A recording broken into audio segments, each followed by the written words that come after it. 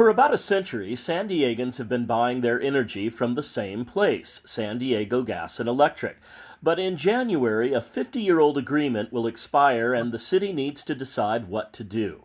Mayor Kevin Faulconer says he plans to put the agreement up for bid to private utilities, but community activists want a new energy future. They want public power, and they're willing to fight for it. KPBS science and technology reporter Shalina Chatlani joins us to talk about this highly charged issue. Hi, Shalina. Hi, John. Thanks for having me. Of course. So when you say community advocates are willing to fight for public power, what exactly do you mean? Yeah, this is definitely not like any other movement that I have ever seen before. So let's take a little bit of a look at the tape to get an idea of what it's all about. Public power now! Public power now!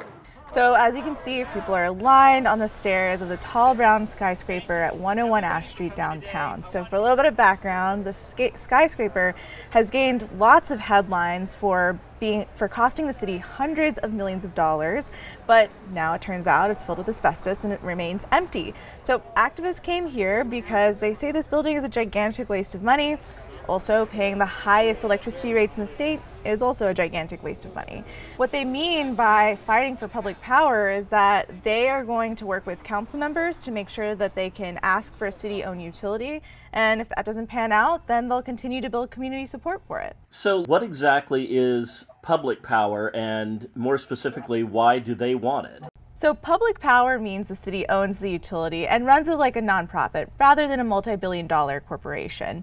Activists want this for a few reasons. First, they're confident rates would go down with a public utility. Here's former Union Tribune energy journalist Craig Rose. We're paying $18,000 a day to pay for this uninhabitable building.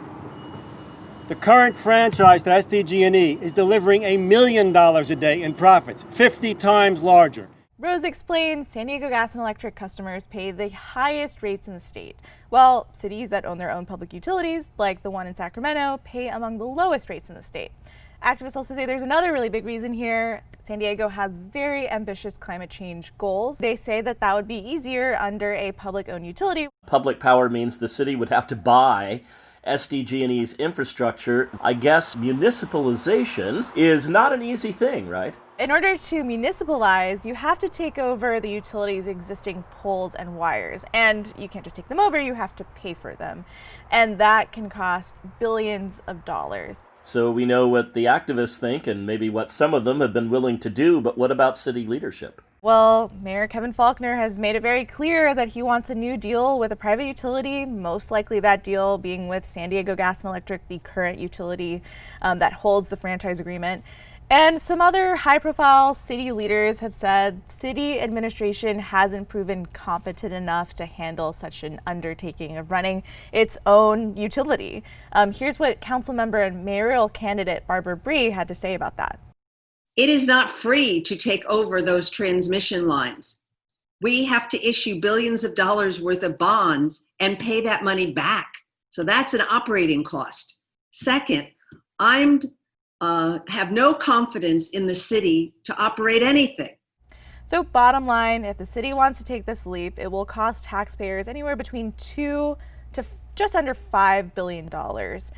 If it's in the $2 to $3 billion range, most experts say that would be a win for the city. The city would save money over time, and those cost scenarios are the most likely.